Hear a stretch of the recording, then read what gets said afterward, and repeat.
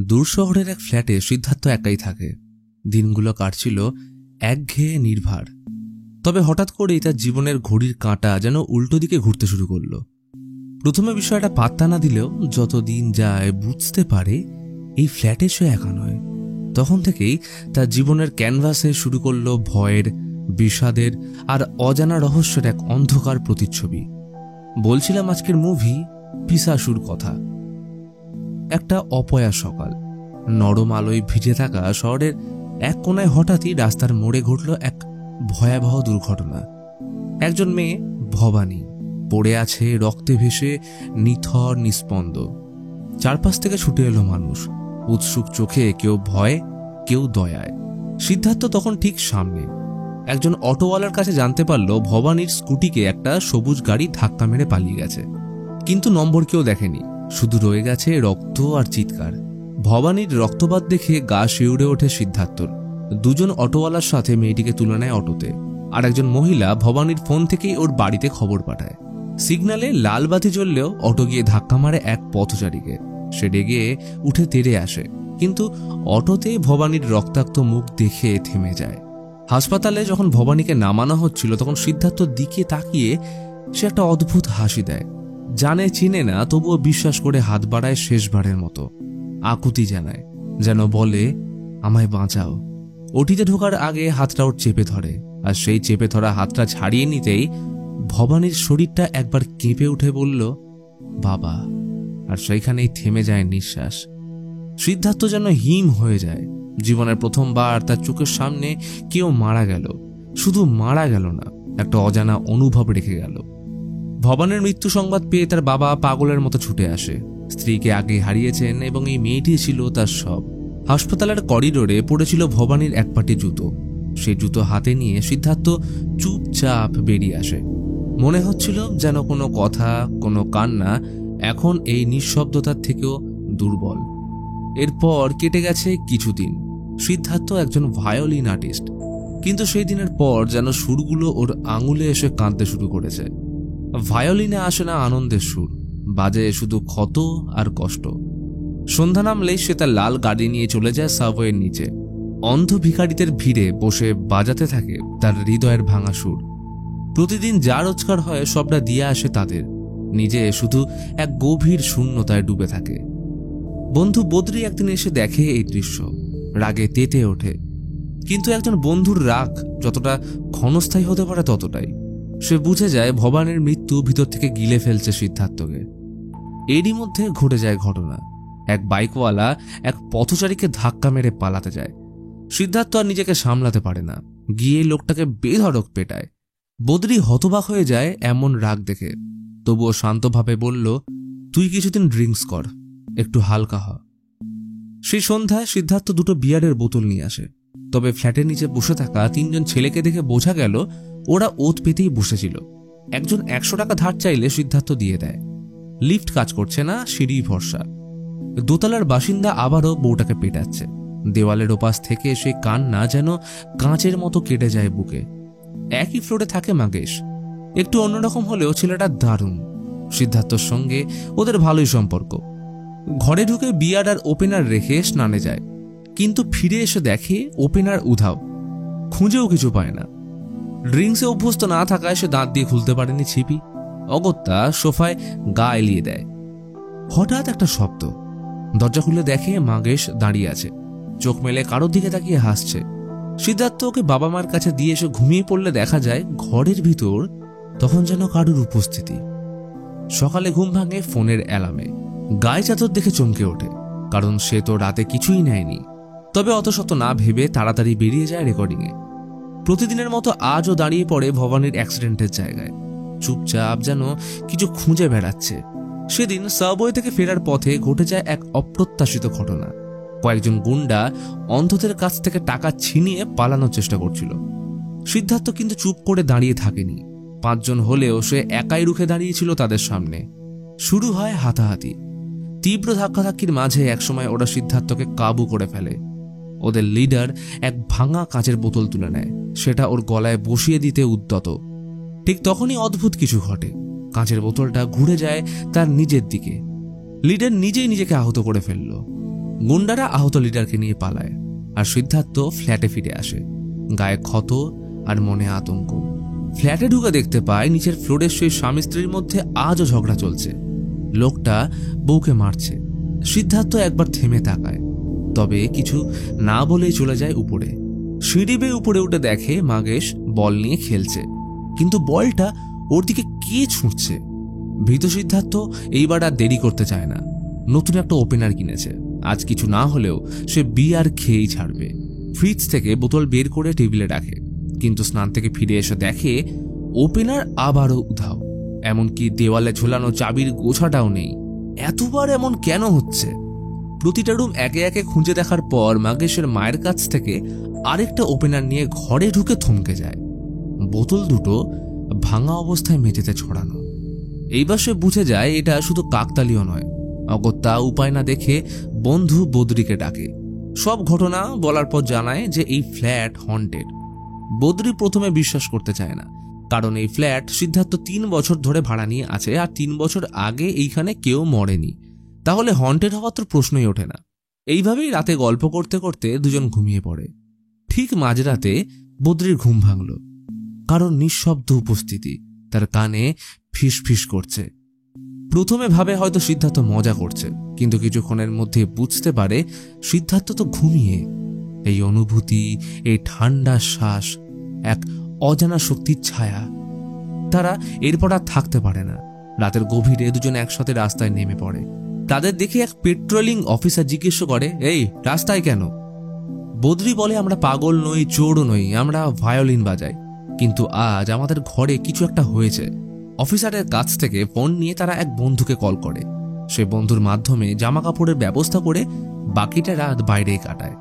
পরের দিন সকালে তারা ডেকে আনলো এক প্রসিদ্ধ শামান আর তার সাগরেতকে।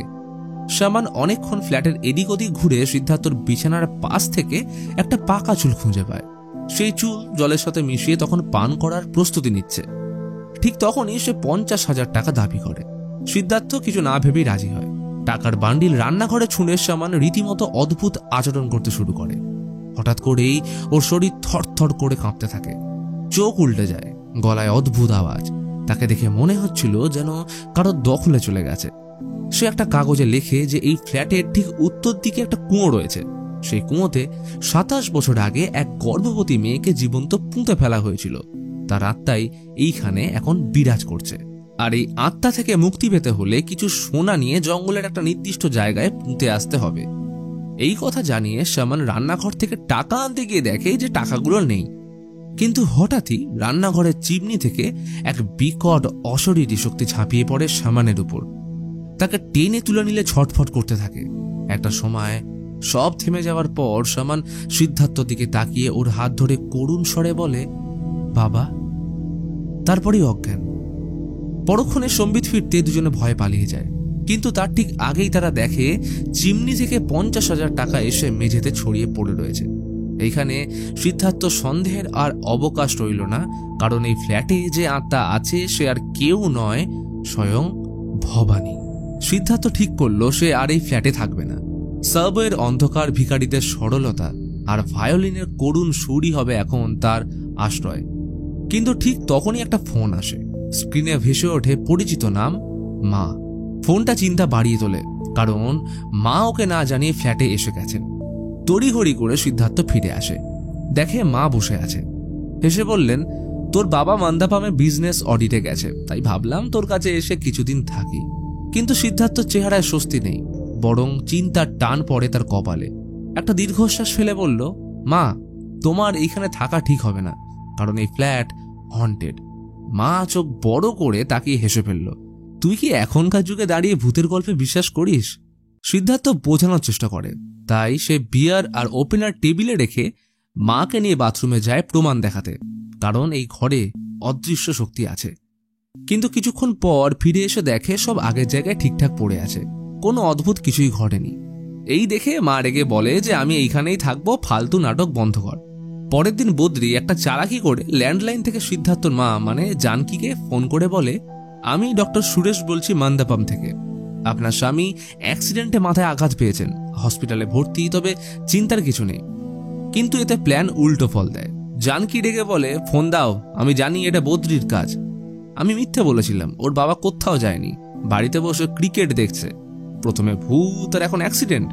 সিদ্ধার্থ ভয় ফোন রেখে দেয়, কিন্তু সেই সাথে মনে এক অজানা আতঙ্ক, যদি ভবানীর আত্মা মায়ের ক্ষতি করে।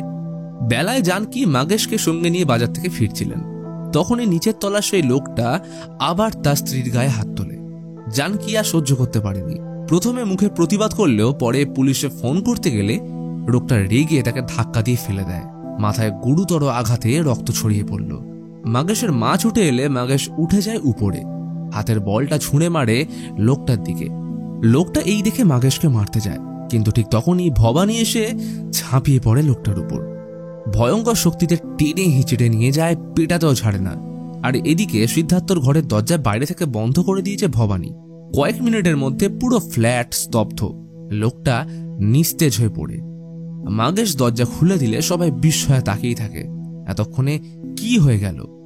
সিদ্ধার্থ এসে দেখে মায়ের মাথা ফেটে গেছে, তবে মা বলেন বাথরুমে পা পিছলে পড়ে গেছি। এই কথা বিশ্বাসযোগ্য মনে না হলে সিদ্ধার্থর মায়ের সঙ্গে ঝগড়া লেগে যায়। মা প্রশ্ন করেন, তুই কি কারোর প্রেমে পড়েছিস? আর ওই দেওয়ালে টাঙানো এক পাটি জুতো কার? সে যদি চায় তিনি ওই মেয়ের পরিবারের সাথে কথা বলবেন। সিদ্ধার্থ দীর্ঘশ্বাস ফেলে শান্ত গলায় বলে, মা, যার কথা তুমি বলছো না, সে মারা গেছে। তার সঙ্গে কথা বলার আর কোনো উপায় নেই। জানকি কিছুক্ষণ চুপ করে থাকে, তারপর ছেলের চোখের দিকে তাকিয়ে বলেন, আজ সন্ধ্যায় ফিরে যাব, টিকিট কাট। এই কথায় সিদ্ধার্থর মুখে দীর্ঘদিন পর এক টুকরো হাসি ফোটে। সে ছুটে যায় বাসের টিকিট কাটতে। এদিকে মা ততক্ষণে স্নানে ঢুকেছেন, আর ঠিক তখনই সাবানে পা পিছলে পড়ে গুরুতর আঘাত পান। ঘরে কেউ ছিল না, কিন্তু ঠিক সেই মুহূর্তে ভবানী তাকে বাইরে এনে মাগেশদের ঘরের সামনে রেখে দরজায় নক করে চলে যায়। মাগেশের মা দরজা খুলে দেখে রক্তাক্ত জানকি মাটিতে পড়ে আছেন। টিকিট কেটে ফিরে এলে এই ঘটনা দেখে সিদ্ধার্থ স্তব্ধ। এইবার সে নিশ্চিত এটা ভবানীর কাজ। মায়ের রক্তাক্ত মুখ দেখে সিদ্ধার্থর বুক ফেটে যায়। সে কিছু না ভেবেই দ্রুত মাকে নিয়ে হসপিটাল যায়, কিন্তু হসপিটাল যাওয়ার আগে সে থামে। একবার চিমনির সামনে দাঁড়িয়ে নিঃশব্দে ভবানীর উদ্দেশ্যে মুখ খোলে, আমি কি এমন করেছি যে আমাকে শাস্তি পেতে হচ্ছে? আমি তো চেষ্টা করেছিলাম সেদিন তোমায় বাঁচাতে, হয়তো পারিনি, কিন্তু আজও তোমার মৃত্যু আমাকে তাড়া করে। তারপর চোখ বন্ধ করে বলে, তুমি যদি আমার মায়ের ক্ষতি করো, আমি নিজেকে শেষ করে তোমার থেকেই প্রতিশোধ নেব। সেই হুঁশিয়ারি রেখে সিদ্ধার্থ চলে যায়, কিন্তু এইবার তার ভিতরটা যেন আর কাঁপছে না, বরং ভিতরে জন্ম নিয়েছে এক সিদ্ধান্ত। মাকে হাসপাতালে ভর্তি করে দুই বন্ধুর সঙ্গে খোঁজ নেয় সেই অটোওয়ালার, নাম আদাই কালাম, যে ভবানীর দুর্ঘটনার প্রত্যক্ষদর্শী। আদাই কালাম প্রথমে রেগে যায়। সে বলে, আমাকে শুধু পুলিশ নয়, ভবানীর বাবাও প্রতিদিন জেরা করছে। ও তো আমায় 10,000 টাকা পর্যন্ত দিতে চেয়েছিল চালকের সন্ধান দিলে, কিন্তু আমি তো কিছুই জানি না। সিদ্ধার্থ এবার অনুরোধের সুরে ভাঙা কণ্ঠে বলে, আমাকে শুধু ভবানীর বাবার ঠিকানাটা দিন প্লিজ। অবশেষে জানায় ঠিকানা, তিরুশুলাম স্টেশনের পাশে বরফ ফ্যাক্টরি লাগোয়া এক ঘর। ওরা দ্রুত সেখানে পৌঁছে দেখে ফ্যাক্টরি বন্ধ, আর ফ্যাক্টরি লাগোয়া ঘরটার দেওয়ালে ভবানীর একটা বড় ছবি টাঙানো। ছবিটার সামনে দাঁড়িয়ে সিদ্ধার্থ যেন আরেকবার ভবানীর চোখের দিকে তাকিয়ে আনমনা হয়ে বেরিয়ে আসে। বাইরের কিছু শ্রমিক ভবানীর কবরটাকে মেরামত করছে। তাদের থেকে জানতে পারে ভবানীর বাবা এখন জঙ্গলে নেশাগ্রস্ত অবস্থায় পড়ে আছেন। বন্ধুরা ডেকে বলে, ওর আত্মা এখনো রয়ে গেছে। তুই তো জানিস, আত্মা তখনই শান্তি পায় যখন শরীর আগুনে বিলীন হয়। কিন্তু সিদ্ধার্থর চোখে কোনো অভিযোগ নেই, শুধু কষ্ট আর এক চাপা সিদ্ধান্ত, এই কাহিনীর শেষ তাকে খুঁজে বের করতেই হবে। হাসপাতালে গিয়ে সিদ্ধার্থ জানতে পারে তার মা এখন অনেকটাই সুস্থ, তবে আরও 3 দিন ওইখানেই থাকতে হবে তাকে। এবং এই সুযোগ কাজে লাগিয়ে সে আর বদ্রি সিদ্ধান্ত নেয় এইবার ভবানীর আত্মাকে তাড়াতে যা যা করার দরকার তারা করবে। তারা একত্র করে এক শামান, এক মৌলবী আর এক পাদ্রীকে। 3টে বিশ্বাস, 3টে পথ, কিন্তু উদ্দেশ্য একটাই, এক অলৌকিক আত্মাকে মুক্তি দেওয়া। সব শেষ হলে পাদ্রী তাদের একটাই কথা বলেন, আজ রাতে ঘরের দরজাটা খোলা রেখো যেন আত্মা সহজে মুক্তি পায়। তারা সেটাই করল। ফ্ল্যাটের দরজা খোলা রেখে সবাই ছাদে শুতে যায় একটু হালকা হওয়ার জন্য, কিন্তু তখনই নিচে ঘটে যায় কিছু ঘটনা যার জন্য কেউ প্রস্তুত ছিল না। সোসাইটির সেই 3 বকাটে ছেলে, তাদের একজন খাবার চুরি করতে আসে সিদ্ধার্থদের ফ্ল্যাটে। ভেতরে ঢুকে দরজা লাগিয়ে দেয়। তার চোখে একরাশ লোভ। বাড়ির দামি জিনিসগুলো একে একে বাছাই করতে থাকে। কিন্তু কিছুক্ষণ পর থেকেই ঘটে অদ্ভুত ঘটনা। যে জিনিসগুলো ও এক জায়গায় রাখে সেইগুলোই হঠাৎ করে আবার আগের জায়গায় ফিরে যাচ্ছে। থামতে থাকে সে, আতঙ্কে দৌড়ে যায় চিমনির কাছে। হয়তো মনে করেছিল লুকোতে পারবে, কিন্তু তখনই পিছন থেকে ভবানীর আত্মা ঝাঁপিয়ে পড়ে তার উপর।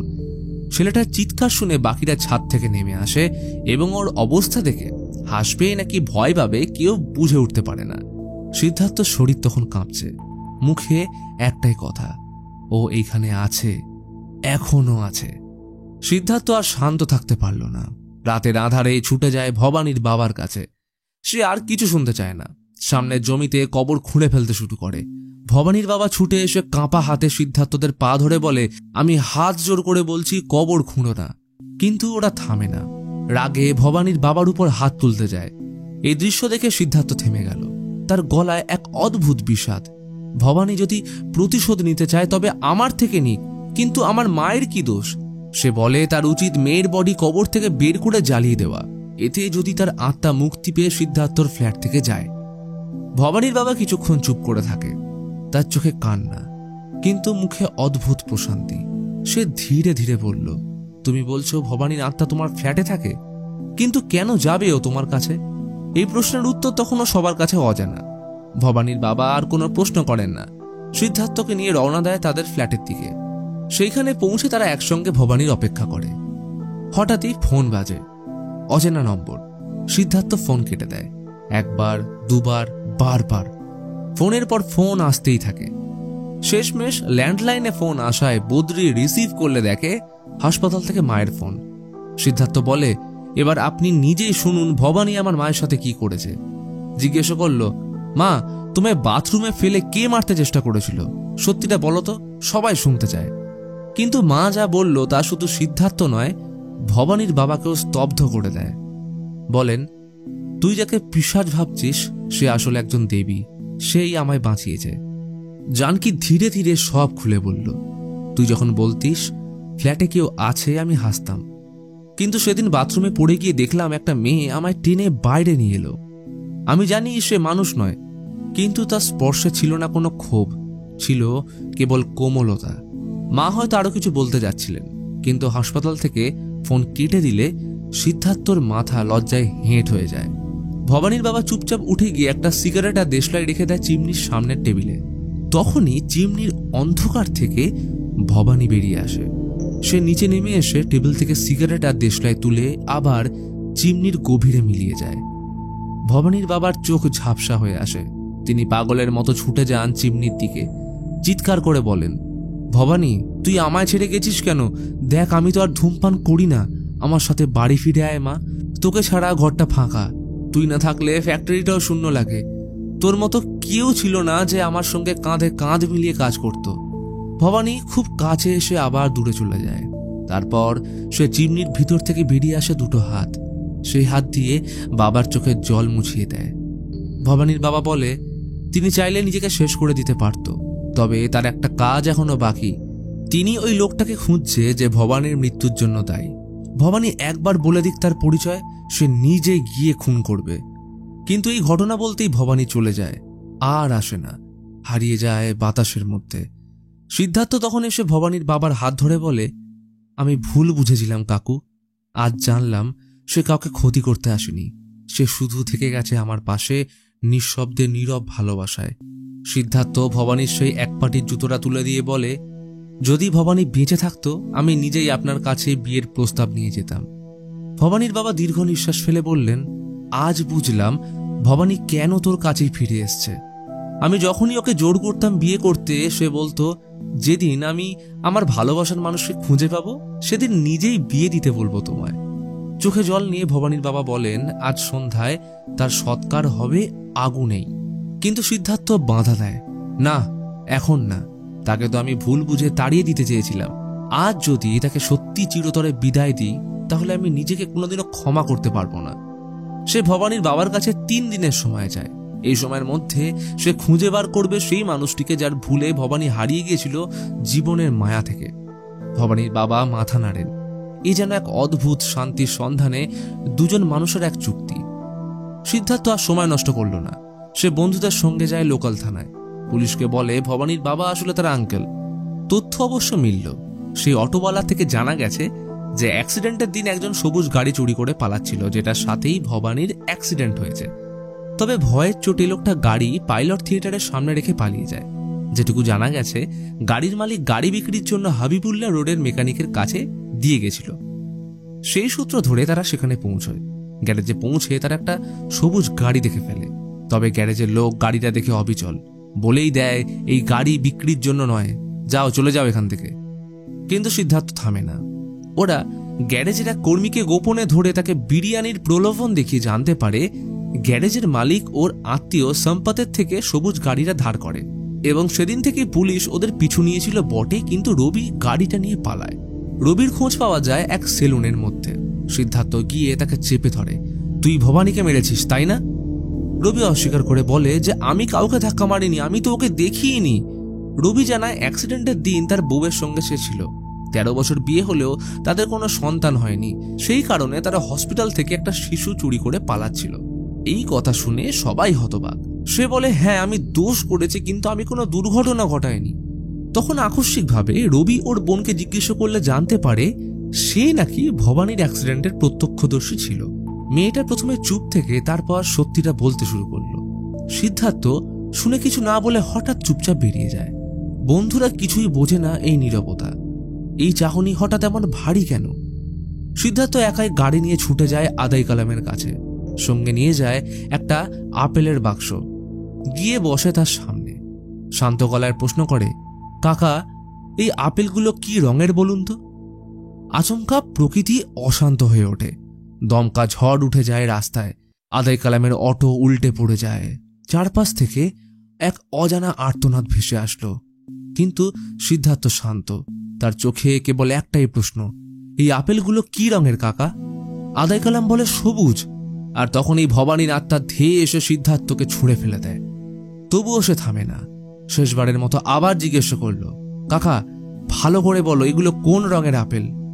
আদাই কালাম ভয় জবাব দেয়, সবুজ। ঠিক তখনই ঝড় থেমে যায়। সিদ্ধার্থ নিঃশব্দে বক্স ভর্তি আপেল রাস্তায় ছুঁড়ে ফেলে দিল। তার মুখে তখন একটাই কথা, সব বুঝে গেছি। সেই রাতে সিদ্ধার্থ একা চলে যায় ভবানীর কবরের কাছে। নিঝুম অন্ধকার, বাতাসে পাতার দোল, আর দূরে জ্বলতে থাকা ফ্যাক্টরির আলোয় দেখতে পেল ভবানী তার কাছে আসছে, নিঃশব্দে ধীরে ধীরে। হাত বাড়িয়ে দিতে চায় সে, কিন্তু সিদ্ধার্থ তাকে উপেক্ষা করে চলে যায় ভবানীর বাড়ির দিকে। ভবানী এইবার আর সহ্য করতে পারে না।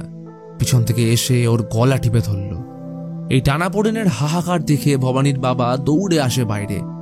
সিদ্ধার্থ বলে, আমি জেনে গেছি ভবানীর মৃত্যুর জন্য কে দায়ী। ভবানীর বাবা রেগে ওঠেন, বল কে সেই খুনি? তখন সিদ্ধার্থ 2 হাত জোর করে চোখ নামিয়ে বলে, কাকু আমি সেই ছেলে। আমার গাড়ি ওকে ধাক্কা মেরেছিল। ওর মৃত্যু হয়েছে আমার অজান্তে, আমারই ভুলে। তোমার যদি এখন মনে হয় আমায় মেরে ফেলো। এই এক স্বীকারোক্তিতে কেঁপে ওঠে রাতের বাতাস, আর ঘড়ির কাঁটা ফিরে যায় সেদিনের সকালে। ভবানী স্কুটিতে চেপে বাড়ির দিকে যাচ্ছিল, মুখে শান্ত এক হাসি। তার চোখে ছিল হাজারো স্বপ্ন। তবে অন্যদিক থেকে ছুটে আসছিল সেই সবুজ গাড়ি, যার মধ্যে ছিল রবি ও তার স্ত্রী। সেই গাড়ি ভবানীর স্কুটির কাছাকাছি চলে এসেও অদ্ভুতভাবে ধাক্কা দেয়নি, বরং পাশ কেটে চলে যায়। তবে সেই মোড়ে আরেকটা লাল গাড়ি টার্ন নেয়। ড্রাইভিং সিটে ছিল সিদ্ধার্থ। তখন ফোন আসে তার মা জানকীর। সিদ্ধার্থ ফোনটা তোলার সময় সামনের রাস্তা ঠিক মতো না দেখেই অবচেতনে গাড়িটা একটু বামে ঘোরায়, আর তখনই ভবানীর স্কুটিতে লাগে ধাক্কা।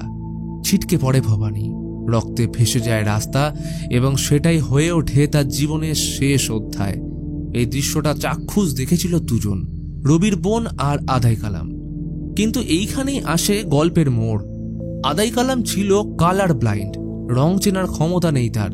সে লাল আর সবুজে গুলিয়ে ফেলে। তাই সে যে গাড়িটাকে লাল দেখেছে সেটাকেই বলেছে সবুজ, আর সেই ভুলে অভিযুক্ত হয়েছে রবি। ভবানীর বাবা প্রতিদিন ছুটে গেছে আদাই কালামের কাছে সে সবুজ গাড়ির সন্ধানে, যেটা আদতেই সবুজ ছিল না। এমনকি কালার ব্লাইন্ড হওয়ার কারণে হসপিটাল নিয়ে যাওয়ার সময় সিগন্যালে রেড লাইটকে সবুজ ভেবে আদাই কালাম একটা বাইকে ধাক্কা মারে। কিন্তু এই সব কিছু থেকে অজানা সিদ্ধার্থ ভবানীকে হসপিটাল নিয়ে যাওয়ার সময় সিদ্ধার্থর অশান্ত মুখ, হেল্পিং নেচার এবং ভবানীকে বাঁচানোর অশেষ প্রচেষ্টা দেখে ভবানী ওকে ভালোবেসে ফেলে। এই কারণেই ভবানীর শেষ নিঃশ্বাস অবধি ওর হাত ছাড়তে চায় না। সে একবার হলেও ঈশ্বরের কাছে প্রাণ ভিক্ষা চেয়েছিল সিদ্ধার্থর সাথে বাকি জীবনটা কাটানোর জন্য, কিন্তু ভাগ্যের নিষ্ঠুর পরিহাস এমনই যে তার জন্য সুখের জীবন লেখা ছিল না। এই কারণেই মৃত্যুর পর ভবানী সিদ্ধার্থর ফ্ল্যাটে ফিরে আসে। বাস্তব জীবনেও সে যেমন ছিল ঠিক তেমন ভাবে সে মৃত্যুর পর তার ভালোবাসার পাশে থেকেছে। সে বুঝতে পারে অজান্তে করা ভুলের জন্য সিদ্ধার্থ নিজেকে শেষ করে ফেলত, তাই ভবানী তাকে সত্যি থেকে যতটা সম্ভব দূরে রাখার চেষ্টা করে গেছে। এই সত্যটা যখন সিদ্ধার্থ রবির বোনের থেকে জানতে পারে তখনই তার মনে হয় এইটাই সময়, এইবার তাকে ভবানীর বাবার সামনে সত্যিটা স্বীকার করতেই হবে। আর এই জন্যই সে গেছিল আপেলের বক্স নিয়ে। প্রশ্ন করেছিল এই আপেলগুলো কি রঙের। আদাই কালাম তখন সে লাল আপেলগুলোকে দেখে বলেছিল সবুজ। তখনই তার কাছে সব পরিষ্কার হয়ে যায়। সিদ্ধার্থই ছিল সত্যিকারের অপরাধী। অবচেতন অনিচ্ছাকৃত হলেও ভবানী তার গাড়ির ধাক্কা দিয়ে প্রাণ হারিয়েছিল। ভবানীর বাবা স্তব্ধ হয়ে বসে আছেন, চোখে জল নেই, তবুও ভিতরটা যেন চিৎকার করছে। তার মেয়ের মৃত্যুর জন্য দায়ী এই ছেলেটাই যে তাকে হসপিটাল নিয়ে গেছিল, যে শেষ মুহূর্তে তার হাত ধরেছিল। আর সেই একই সিদ্ধার্থ এখন তার সামনে দাঁড়িয়ে হাত জোর করে বলছে, আমায় মেরে ফেলুন, আমি প্রস্তুত।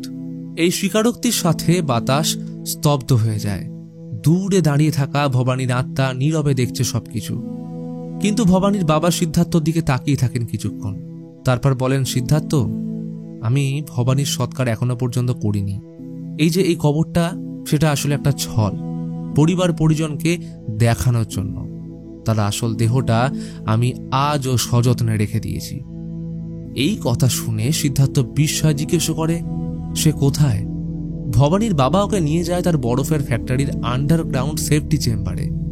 একটা ভারী চেন টেনে বের করে আনেন বিশাল এক বরফের চাই, আর সেই বরফের ভিতর ভবানীর দেহ, এখনো অক্ষত, ঠান্ডা, ঘুমন্ত এক দেবীর মতো।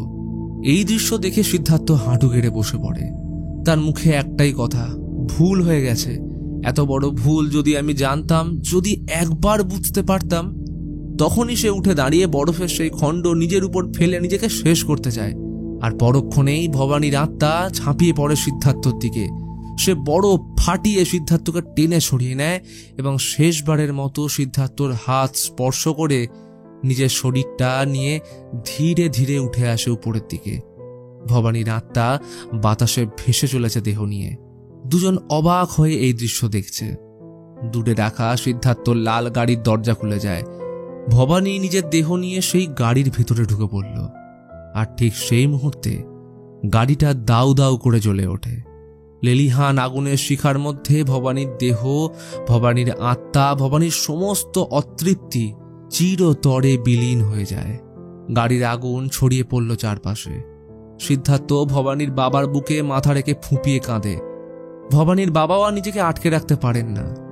দূর থেকে এক মিষ্টি সুগন্ধ মেশানো মৃদু হাওয়ার সাথে আসছে পাতার খসখসানি শব্দ। মনে হয় যেন ভবানী বলছে, এই জন্মে না হোক পরের জন্মে ঠিকই ফিরে আসবো সিদ্ধার্থ, তুমি থাকবে তো? এইভাবে শেষ হয় একটা অলৌকিক প্রেমের গল্প, যেখানে ভূত ছিল না ভয়ঙ্কর, বরং ছিল অনুরাগী রক্ষক প্রেমিক, যার কাছে মৃত্যু মানে সম্পর্কের শেষ নয়, শুধু একটা বিরতি।